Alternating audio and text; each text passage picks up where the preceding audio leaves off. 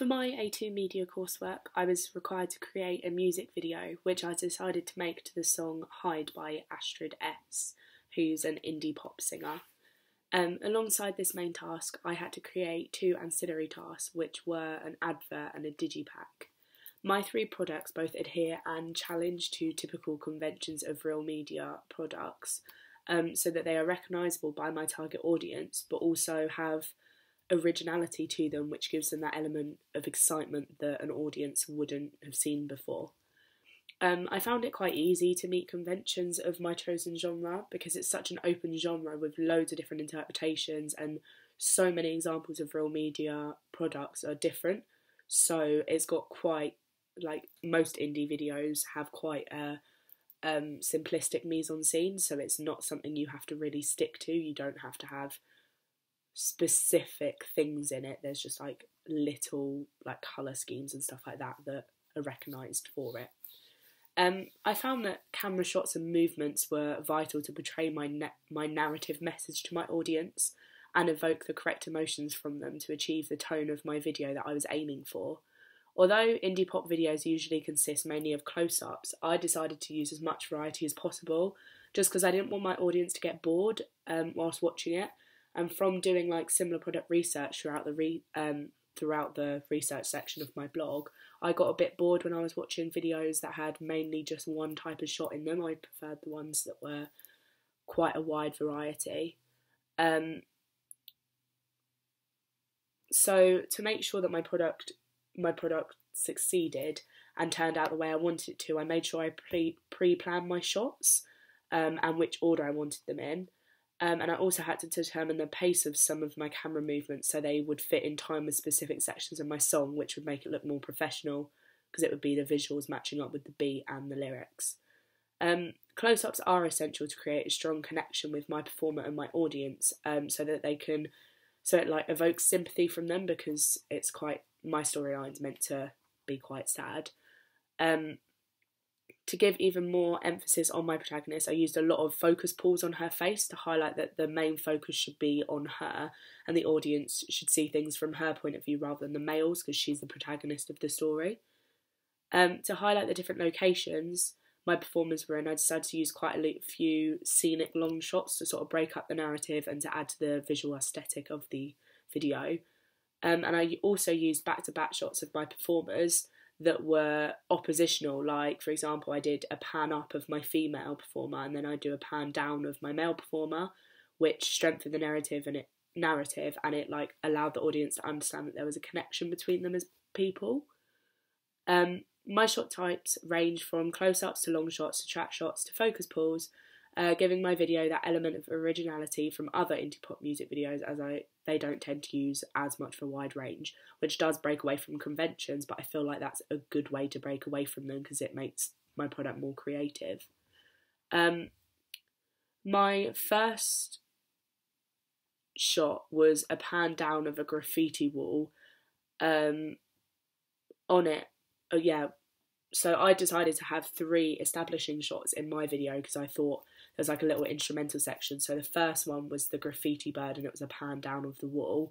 And then I did one of a rose that was sort of like blowing in the wind, and then a shot of my performer. And these 3 really suit the tone of my video, and it gives like that introduction to sort of 2 locations and to my performer just in the first like couple of seconds of the song where there's no lyrics. I think for a video to succeed and be enjoyed, it has to feature some powerful establishing shots at the start that relate to the video, because then if the establishing shot is like the first thing an audience sees, if it's not exciting, then people aren't going to want to watch the rest of the video. They'll just shut it off, because I know I've done that before when watching videos. For editing within my video, the main convention for indie pop genre is with colouring and sticking to natural colouring to reflect the normality of the artists. Regarding the transitions from one shot to another, there aren't really convention formats to stick to within my genre, seeing as every artist does it in a slightly different way. I chose to stick to fades or jump cuts to meet the beat. of my song, which I found easy to do when using Adobe Premiere Pro. Fades were useful as well because they made sure that 2 consecutive shots flowed well into one another. Because I found with some of my shots it would be like for example my establishing shots, they were okay being like not fading into each other because of like the way the beat was. But in some of them, when it was lyrics, it didn't have a set beat, so I had to fade them into each other to just make the video flow well overall. I also decided to edit 3 shots of a sunset. I have, in one of the choruses of my video, there's 3 consecutive shots of a sunset, so it's exactly the same shot, but I've colour graded them in a way just to add an element of colour, and they like fade into each other. And I did it quite unconventionally because I did it, one was purple, one had like quite an orangey undertone, and the other one I left normal, and you wouldn't really see that in indie pop videos. Another unconventional section of editing I included was the end, where I slowed down a lot of my clips and put them in black and white, which like develops my narrative aspect. The shots were very obvious contrast from the rest of my video, highlighting that the audience should understand how important they are. And for some of my shots, I did also use the like indie pop norm of colour grading by just adding a warm undertone to them. And I believe that my use of editing for music videos adheres to codes and conventions of real indie pop music videos, because I've stuck mainly to natural colour grading, but I've just added some splashes of colour to add creativity to it. Regarding mise-en-scene, there's no set conventions for indie pop music videos because they all vary depending on the style the artist has. However, there tends to be a simple theme with no extravagant colours, makeup or clothing to stick to, with the soft beats. Like, it conveys the soft beats in the song, because there's no like, if there's not a heavy beat in a song, you don't want someone to have like really heavy makeup on because it just doesn't suit. Another thing that indie pop people or artists tend to have is bands or musicians within it. So my male performer has a guitar in his, because I wanted to sort of portray he has a music personality and is very creative. And then in certain shots, my female performer has a camera to show like her creative side of being a photographer. So that shows how like the deeper meaning behind this one producing. I decided that they would link in that way. So he was a musician, she was a photographer. They sort of met through both being creative. And I thought, like, as well, I tried to stick to very natural mise-en-scene in sense of clothing. I tried to stick to just quite autumnal clothing in the sense that like both of them just wore jeans and trainers, or jeans and boots or whatever, and they stuck to like coats and hats and scarves and stuff like that because I wanted quite an autumn theme. With indie pop videos as well, in terms of locations, there tends to be quite low budget locations, which I definitely met as I filmed in Black Park and Eastcote House Gardens, and also a field that's very close to me, just some open greenery, which are quiet local locations that didn't cost anybody to get to or to use. So I feel like I definitely stuck to that. The indie genre tends to follow the performance style of music, with the sole focus being on the singer or band, highlighting their dedication to music. I chose to break away with this as because I didn't like videos that were just a performer, because I got quite bored through them, and because the people I wanted to feature in my video weren't performers, so I didn't want it to seem fake. Like, my male performer could play the guitar, but my song obviously had a female in it, so I didn't want it to just have a male, because that would be quite unconventional and might not appeal to an audience. So after a lot of time, I came up with the narrative idea that it was going to be a male and a female performer, and it was going to have like the girl, it was going to be from the girl's perspective and her remembering the good times, and then her ex fades out of her life, which I portrayed in like camera shots and editing. I also strengthened this narrative by using lots of consecutive shots of them both to show their connection, and then I used the black and white to evoke sympathy, and it really like built up sadness from the audience watching. I think by not including any singing performance aspects to my video. It gives it more originality that most other indie pop videos would not have. Additionally, I think that my narrative is clear and allows my audience to emotionally connect with it depending on their past experience with love. This links to Stuart Hall's encoding and decoding theory, which states that a media product is coded by the producer, which leaves the audience to decode it. The producer can have a desired message for their audience, but they will have their own opinion based on their personal experiences. And that's exactly the same with like age and gender and sexuality and stuff like that. Obviously, everyone's going to have a different perspective of my narrative. My narrative definitely breaks away from some theorists such as Vladimir Prop. He thought that all video narrative featured the same forms of characters in them, who all carried out similar actions, but they were represented in a way to suit the product. These characters are the hero, the false hero, the villain, the helper, the father, the princess, the donor, and the dispatcher. I think that my narrative completely moves away from this, as it includes two lovers on equal levels with one another, remembering their time together. To relate to this theory, my male performer could be seen as the villain, as he's the one who chooses to leave the female, and then obviously she could be seen as like the hero, or like the princess, because she's almost in distress about it. But I did want to keep them on quite an equal level, so I decided to try and break away from this as much as possible. Most indie pop videos don't really tend to stick to this. They just tend to have like performance aspects, so obviously narrative theorists don't really come into it. Laura Mulvey's male gaze theory explains how the camera has the gender of a male, therefore every female featured within a shot is for the pleasure of the man, or the camera, who is male.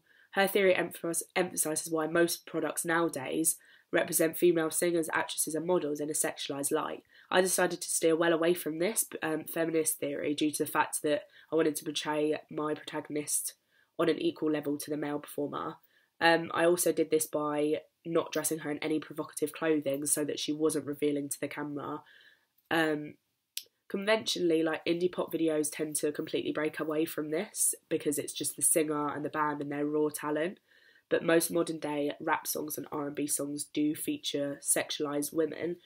For example, Rihanna's song Work involves a group of girls in short and revealing clothing, dancing in a sexual way, which would appeal to the camera if it was a male. So that's definitely an example, and that would back up her theory. I feel that I met and even developed conventions of indie pop music videos within the production of my own through the use of camera editing, sound and mise-en-scene to strengthen my narrative and appeal to my target audience. I think my chosen camera shots and movements really grasped the message I was trying to portray to my consumers, along with sticking to the theme. Once I had completed all my similar product research, I learned that creating a brand identity across all three of my products was vital to ensure that they would all succeed. I knew that sticking to conventions of real media products would be crucial when it came to creating my magazine advert, as it's the main selling point of my video. Even before I began researching into real adverts, I was aware of the different conventions they have, because I do read magazines quite a lot and I know the basic format of them. Me being a consumer of magazines was helpful, as I fall into my own target audience age range of 17 to 25-year-olds.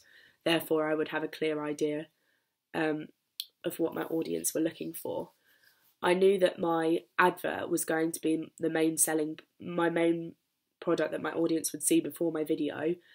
So I decided to include a couple of 5-star rating reviews on it, from well-known and trustworthy magazines, Q and NME, to appeal to the modern day society as well, and to appeal to like music fans. To also develop the appeal to the modern day society, I decided to leave my artist's social media @ in the bottom corner, which I believe obviously like backs up the fact that like people nowadays do use social media quite a lot. I also put her website link, and I put about downloading the CD and the different formats it's available on. Therefore, like even more people would be interested in buying it. My chosen photograph for my advert was a 2-shot of my performers that features in my video it's like a back point of view with them standing shoulder to shoulder, which shows them equal. I did edit this slightly, however, to give it more of a warm undertone, which relates to indie conventions. I also made the title of, I made Hide the biggest font on it because I wanted it to be the most noticeable thing, and I used a flowy font that I downloaded to add creativity, and I used this on my digipack to create that brand identity linking all my 3 products. My aim for my digipack was to keep my brand identity consistent, clearly linking my 3 products together so that they can be recognised by the target audience. I used the same tone to edit all of my digipack pictures as I did for my advert, and even some of the colour grading of my video to stick to the warm/autumn theme that I had. I created a 6-square digipack. From my similar product research, I learned that this is the most common format nowadays. For the front cover image, I chose to use the same photo as my advert because it was one my target audience would recognise and they would relate them all together, which creates a house style across my products. I chose to keep the text on the front simple with just the artist names and album's name, as I think this is the most conventional layout I saw for a front cover, because on a digipack you don't really want it to be very busy, you just want the main focus to be the image. The back cover was of my female performer, and it included a list of song names, a barcode and the distribution company for the CD, making it adhere to conventions of digipacks. For one of the inside covers I used a sunset image, which features it's the 3 consecutive shots from one of the choruses of my video, with a special thanks message over the top to portray how grateful the artist is and how passionate of a young woman she is, and she loves to give credit to all the people that help her. I think that my digipack was very conventional to real media products, which appeals visually to my audience, meaning that everyone will enjoy my product and want to view the video that goes with it. To conclude, I believe that all my 3 products have stuck closely to conventions of real media products in numerous ways. My music video was the main thing to break away from conventions, just for the purpose of originality. But I think that all of these contrast conventions when necessary to make the product more unique and successful in the competitive music industry.